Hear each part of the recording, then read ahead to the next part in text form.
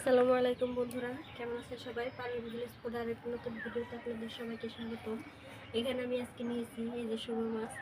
এই শোল মাছ আজকে রান্না করে দেখাবো আপনাদের। তো প্রথমেই আমি মাছগুলো কেটে পরিষ্কার করে ধুয়ে নিয়েছি। এখন আমি দিয়ে দেবো হলুদের গুঁড়া,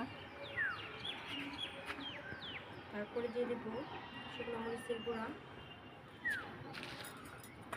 আর দিয়ে দেবো পরিমাণ মতো একটু লবণ।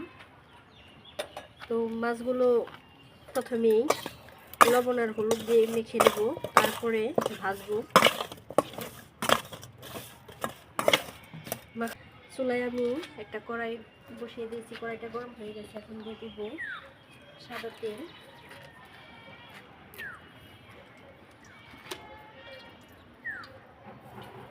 তেলটাও গরম হয়ে গেছে, এখন দিয়ে দেবো সামান্য পরিমাণে একটু লবণ। মাছ ভাজার সময় কড়াইতে লবণ দিলে মাছ আর কড়াইতে লেগে পড়ে না, খুব সহজেই মাছটা উঠে যায়।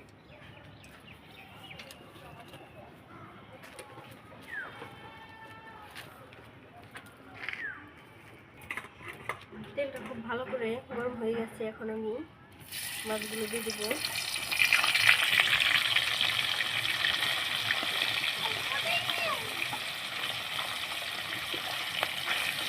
মাছগুলো মোটামুটি ভালোই বড় ছিল, সেই জন্য আমি 3টে পিস করে নিয়ে এসেছি প্রত্যেকটা মাছে। সবগুলো একসাথে দিয়ে দিলাম।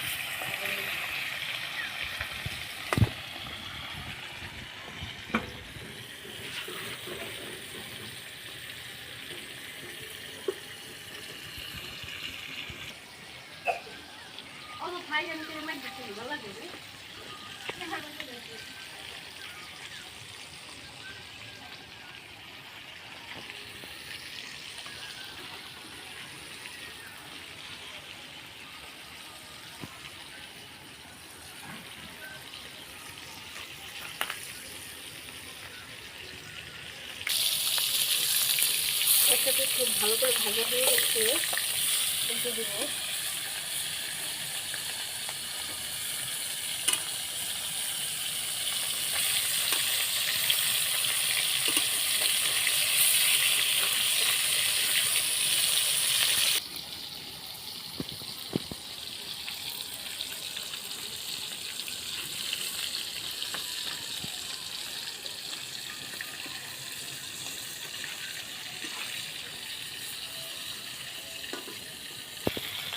একদম লাল লাল করে ভেজে নিয়েছি, একটা তুলে নেব।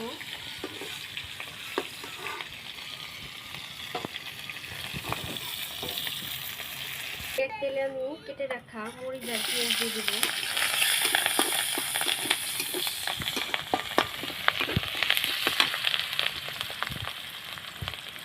আর দিয়ে দেবো পরিমাণ মতো একটু লবণ। মরিচ পেঁয়াজ হালকা ভাজা হয়ে গেছে, এখন দিয়ে দেবো আদা রসুন বাটা। এখানে আমি 2 চামচ পরিমাণে আদা রসুন বাটা নিয়েছি। সব কিছু ভালো করে ভাজা হয়ে গেছে, এখন দিয়ে দেবো সামান্য পরিমাণে পানি। পানি না দিলে মশলাটা পুড়ে যেতে পারে, সেজন্য পানি দিয়ে দিলাম। প্রথমে দিয়ে দেবো শুকনো মরিচের গুঁড়া। এই মাছের তরকারিতে একটু ঝাল ঝাল হলে খেতে ভালো লাগে।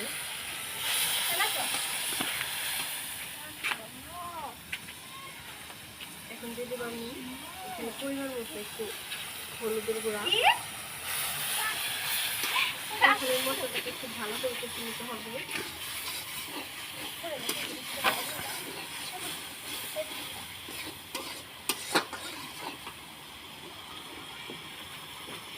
মশলাটা খুব ভালো করে কষা হয়ে গেছে, একদম টেনে এসেছে মশলা থেকে। এখন আমি এখানে কেটে ধুয়ে রাখা সবজিগুলো দিয়ে দেবো। এখানে আমি একটু বেগুন আর শিম একসাথে দিয়ে দেবো। সবজিগুলো মশলার সাথে খুব ভালোভাবে মিশিয়ে নেব। দেখুন খুব ভালো করে মিশিয়ে নিয়েছি। এখন দিয়ে অনেকটা সময় নিয়ে সবজিগুলো কষিয়ে নেব।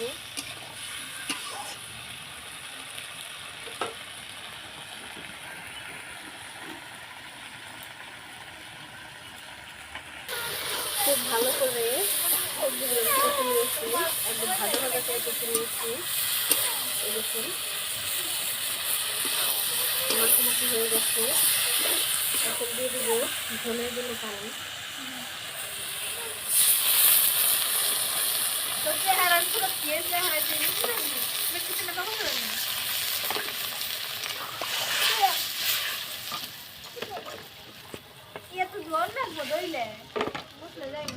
আর পানি দিব না।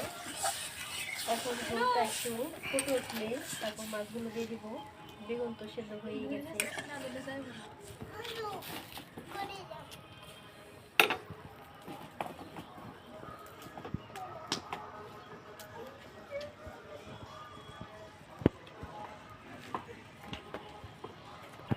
দেখছো তো আমি কোনে তাহলে আমি খাতে ভালো লাগে ঝোলটা খুব ভালোভাবে ফুটে উঠেছে। দেখুন অনেকটা কম হয়ে এসেছে। এখন আমি ভিজে রাখা মাছগুলো দিয়ে দিব।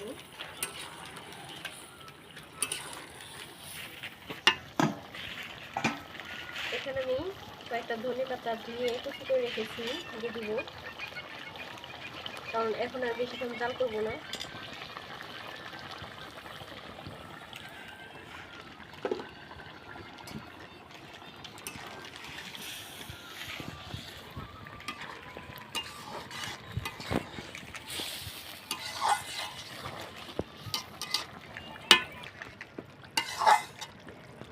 তরকারিটা আমার হয়ে গেছে, এখন বাটিতে ঢেলে নেব।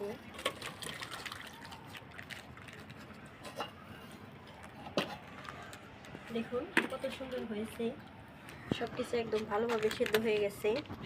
এরকম আরও রান্নার নিত্য নতুন ভিডিও পেতে পারভিন ভিলেজ ফুড চ্যানেলটিকে আপনারা অবশ্যই সাবস্ক্রাইব করবেন আর পাশে থাকা নোটিফিকেশনটি অন করে রাখবেন, যাতে ভিডিও ছাড়ার সাথে সাথে আপনারা পেয়ে যান।